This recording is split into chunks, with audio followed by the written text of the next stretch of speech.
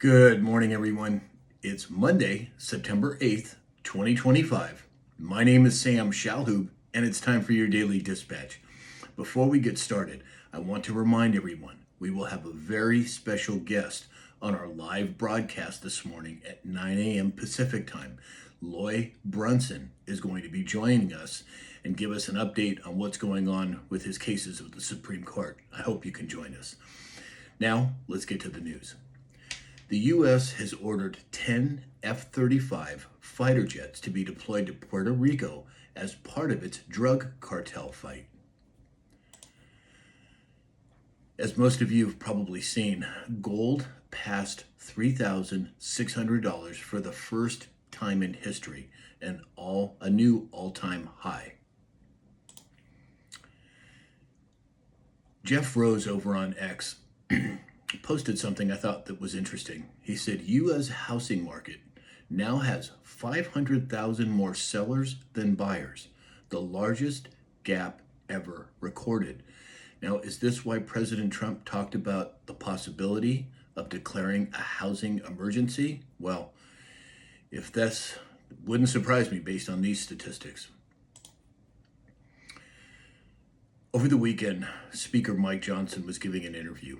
And he said something, I'm sure it was intentional, but he said that President Trump was working as an FBI informant against Epstein.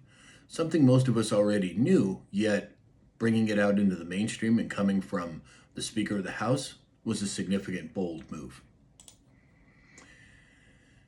President Trump was on a tear again this weekend, and he posted on Truth. He said, quote, "I love the smell of deportations in the morning." He followed up with Chicago about to find out why it's called the Department of War. When we talk about trolling, President Trump is one of the best. Japan's Prime Minister Shigeru Ishiba, I probably butchered that name, but Japan's Prime Minister announced his resignation. How many other politicians in America are stepping down or not running for re-election? How many corporate CEOs have stepped down? Certainly something to pay attention to. Tom Homan announced they will prosecute the people who are funding paid left-wing agitators nationwide. More of the crackdown? Sure looks that way to me.